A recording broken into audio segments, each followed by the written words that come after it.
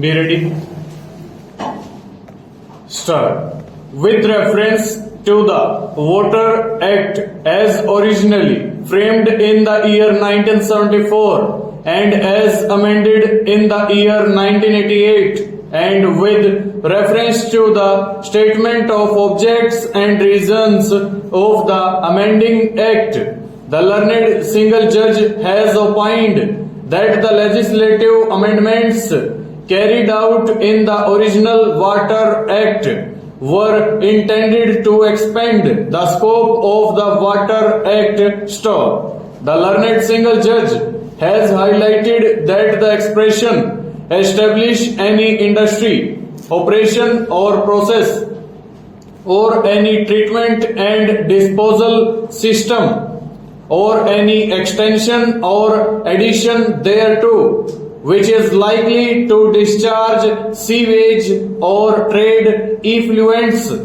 in class bracket A of subsection bracket 1 of section 25 made it clear that the requirement to obtain previous consent to establish any industry, operation or process was no longer restricted to trade effluent being discharged but would also encompass if sewage effluent was discharged. And with reference to the definition of sewage effluent as per section 2 bracket G, has held that the same would include sewage of any kind including domestic sewage store. The learned single judge has also noted the expanded definition of trade effluent as per section 2 bracket K of the Water Act,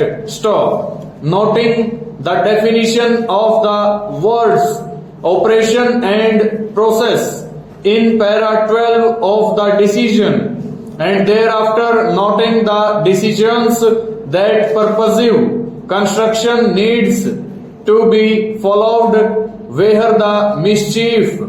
which existed before passing the statute was detected and was intended to be remedied. The learned single judge has concluded that collective operation or process of bathing in the bathroom and such processes as take place in the toilet and cooking and washing in the kitchen would be operations and processes contemplated by section 25 bracket 1 bracket A of the Water Act for its applicability to residential complexes. This is the conclusion arrived at in para 16. But in the immediate next para, that is para 17, the learned single judge has lodged a caveat by stating